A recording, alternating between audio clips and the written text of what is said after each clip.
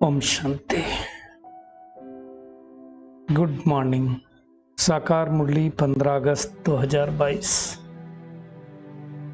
बाबा का मीठा मीठा पत्र हम मीठे मीठे बच्चों के मीठे मंथन के लिए।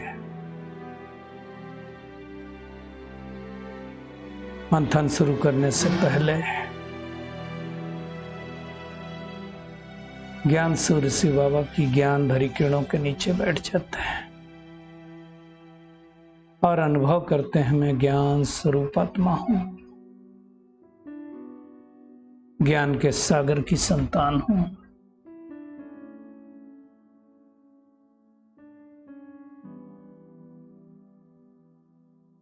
आप सभी भाई बहनों को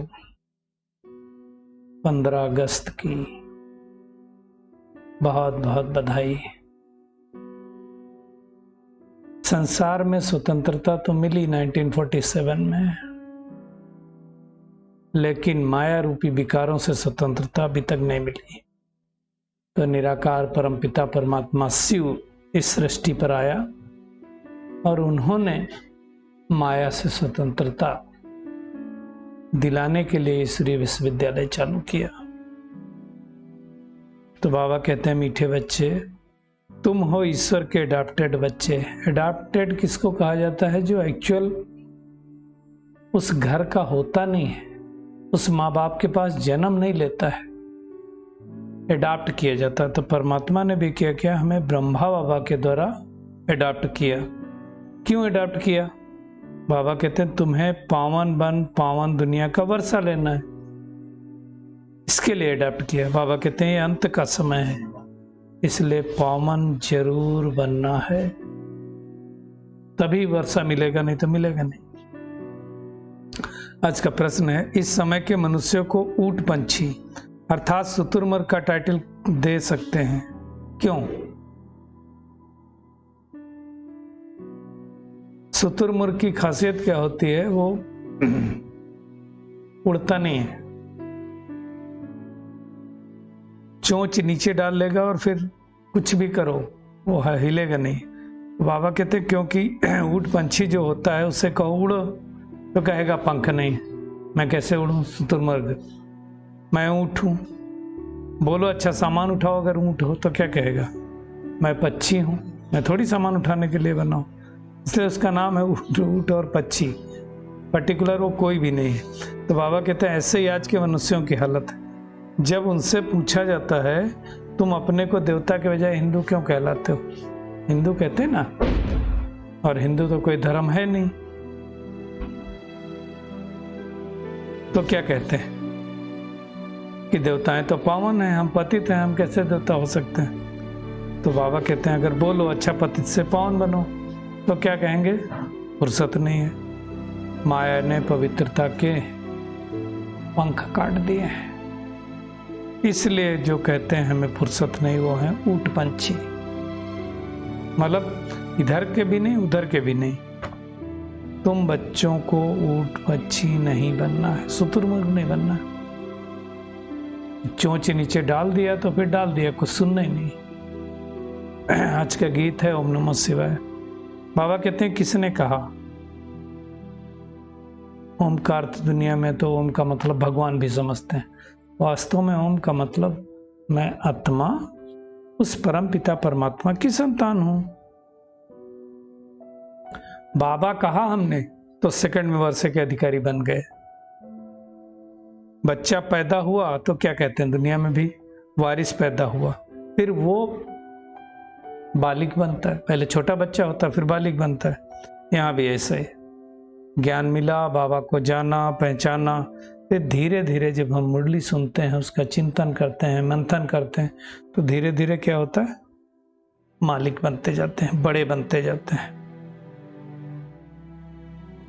बाबा कहते हैं यहाँ तो तुम बड़े ही हो। आत्मा को परमात्मा का परिचय मिला तो सेकंड में वर्षा मिला। बच्चा पैदा होते ही सब क्या सोचते हैं? तो वर्षे का अधिकारी आ गया, वारिस आ गया, है ना?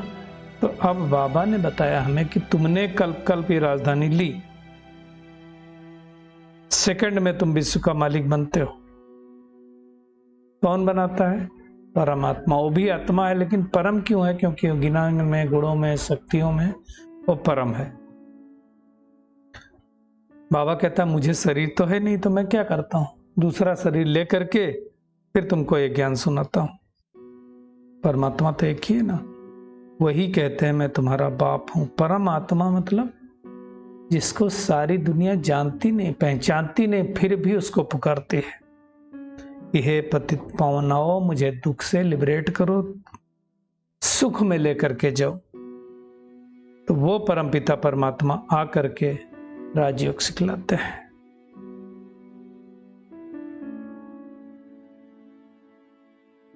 तो बाबा कहते हैं श्री कृष्ण का नाम दुनिया में लिख दिया, अब श्री कृष्ण राजयोग थोड़ी सिखला सकता है, उसको पतित पावन थोड़ी कह सकते हैं। वो तो सतयुग का उत्तर का पहला प्रिंस है, जो पहले नंबर में है वो फिर पिछाड़ी में भी होगा, है ना।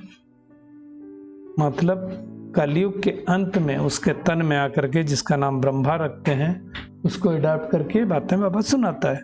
तो बाबा कहते हैं तुम हो अडॉप्टेड ईश्वर के बच्चे, तुम्हारे माँ भी है तो बाप भी है। माँ कौन हो गया? ब्रह्मा, बाप हो गया शिव बाबा।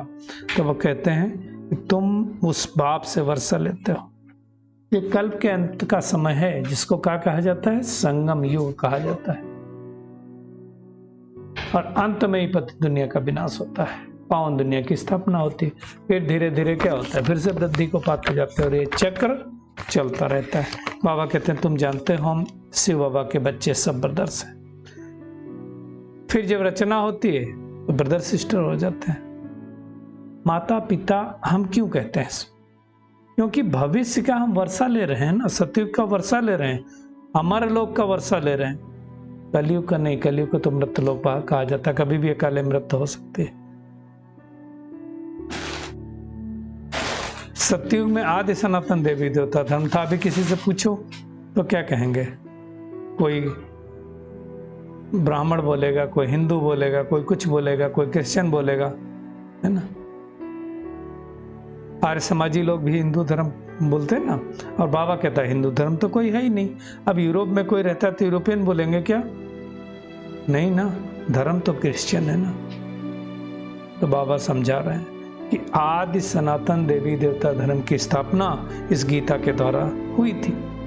जब हुई थी उसके बाद सतयुग आया था तो देवी देवताएं पावन थे, अभी पावन नहीं है। वापस परमात्मा ही पावन बनाने का कार्य करता है। बाबा कहते हैं देखो सावन के महीने में शिव की खूब पूजा करते हैं, व्रत रखते हैं। वास्तव में सावन मास का मतलब हो गया पुरुषोत्तम संगम युग, जहां ज्ञान बरसात की बात है ना। तुम पवित्र बन, पवित्र दुनिया के मालिक बनते हो। दुनिया में व्रत रखते हैं मनुष्य किस लिए? भोजन नहीं खाने का। अब भोजन नहीं खाना मतलब शरीर को कष्ट देना। भगवान कहता है व्रत रखना है तो विकारों का रखो, क्योंकि लक्ष्मी नारायण जो इस दुनिया में हमें जाना है तो संपूर्ण निर्विकारी थे, सर्वगुण संपन्न थे, 16 कला संपूर्ण थे। अभी तो किसी में सब पतित हैं, किसी में कोई ऐसा नहीं जिसमें 16 कलाएं हो, कला विहीन हो गए, है ना। तो बाबा कहते हैं तुम मनुष्य से देवता बनने का पुरुषार्थ करो, मेहनत करो। विश्व का मालिक बनना है ना, स्वराज्य लेना है ना। तो स्व मतलब मैं आत्मा का राज्य, यानी आत्मा अपने सातों गुणों में स्थित हो जाए, उसको कहा जाता है स्वराज्य अधिकारी। अपने मन बुद्धि संस्कारों पर विजय प्राप्त कर ले, देह अभिमान अर्थात रावण राज्य। स्वराज्य अधिकारी बनना तो राम राज्य। बाबा कहते हैं पहले आत्मा सच्चा सोना थी, गोल्डन एज था। फिर त्रेता युग आया तो सिल्वर की खाद पड़ी, द्वापर आया तो तांबे की खाद पड़ी, कलयुग आया तो लोहे की खाद पड़ी। इस समय आत्मा भी झूठी, शरीर भी झूठा। इसलिए क्या कहा जाता है? झूठी माया, झूठी काया, झूठा सब संसार है।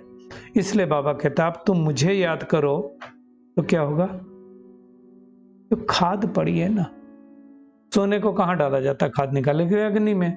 तो आत्मा को योग अग्नि में डाला जाता है, जिससे खाद भस्म हो जाती है और हम सच्चा सोना बन करके परमात्मा के साथ चले जाते हैं। तो बाबा कहता है अब तुम मेरे साथ योग लगाओ। सतयुग में सच्चा सोना मिलेगा, अर्थात शरीर बहुत अच्छा मिलेगा। अभी तो आयरन एज है ना। बाबा कहते हैं मैं सोनार भी हूं, तुम बच्चों को भट्टी में डाल देता हूं। इस भंभोर को आग लगनी है, सबके शरीर खत्म होंगे, आत्मा नहीं खत्म होगी। आत्मा प्यूरिफाई होकर के परम धाम चली जाएगी। ये ईश्वर की भट्टी है, याद रखना। किस लिए है? सारी दुनिया को पावन बनाने के लिए। बाबा कहते हैं उस ज्ञान सागर से तो तुम ज्ञान गंगा निकले हो, कोई पानी की नदियों की बात नहीं है ना? तो भारत ही golden age, silver, copper, iron age बनता है। बाबा कहते हैं मैं तुम्हारा धोबी भी हूं, तुम्हारी आत्मा को धो देता हूं, अर्थात विकारों से मुक्त कर देता हूं। बस योग में तुम रहो तो विश्व के मालिक बन सकते हो। बाहुबल वाले विश्व के मालिक बन नहीं सकते। हाँ, अगर बाबा कहते हैं क्रिश्चियन 2 अमेरिकन यूरोपियन मिल जाएं तो क्या होगा? विश्व पर अधिकार कर सकते हैं, परंतु ला नहीं है। इसलिए कहा जाता 2 बिल्ले लड़े, माखन बंदर खा गया, अर्थात भारत को मिल गया। इसीलिए श्री कृष्ण के मुख में क्या दिखाते हैं? गोला दिखाते हैं, मक्खन दिखाते हैं। सारा मक्खन तो श्री कृष्ण ने खाया, सतयुग की पहली आत्मा। तो हमें अब क्या करना है? श्रीमत पर चलना है, जिससे हम श्रेष्ठ आत्मा बने। आसुरी मत पर चलने से भ्रष्ट बने। बाबा कहते हैं रावण ने सबको सुला दिया है, अब बाबा आकर के जगाता है ना? परम पिता परमात्मा जो सृष्टि का रचयिता है, उसकी बायोग्राफी को हम जानते हैं, दुनिया वाले नहीं जानते हैं। तो बाबा बच्चों को समझाते हैं, बच्चे खबरदार रहना, किसी को दुख नहीं देना। बाबा दुख हरता सुख करता है, तो उनके बच्चे कैसे होंगे? दुख हरता सुख करता बनना है। लेकिन उसके लिए क्या करना पड़ेगा? 5 विकारों का दान देना पड़ेगा। दान देंगे तो ग्रहण छूटेगा, है ना? तो क्या होगा? संपन्न देवी देवता बन जाएंगे, दुख का ग्रहण छूट जाएगा। बाबा कहते हैं तुम सुखधाम के मालिक बन जाएंगे। इसलिए 5 विकारों का दान लिया जाता है। अच्छा है ना? बाबा कहते हैं अभी तुम्हारे ऊपर तो विकारों का ग्रहण लगने से एकदम काले बन गए। अब क्या करना है? वापस आत्माभिमानी बनना है, परमात्मा को याद करना है। बस देवताएं अभिमान आत्माभिमानी होते ना। आप देखो 2500 साल आत्माभिमानी रहते हैं, तो मुझे भी आत्माभिमानी बनना है। बाबा को याद करते रहेंगे तो हमारी रक्षा हो जाएगी, वो परम रक्षक है। तो आज का होमवर्क क्या है? एक तो ईश्वर के हम अडॉप्टेड बच्चे हैं, इस नशे में रहना भगवान ने हमें गोद लिया है। उनकी श्रीमत पर चलकर संपूर्ण निर्विकारी बनना है। पढ़ाई से विश्व की रजाई मिलनी, इसलिए पढ़ाई अच्छे से पढ़ना है। योग अग्नि द्वारा आत्मा के अंदर जो खाद पड़ी उसे निकाल देना है।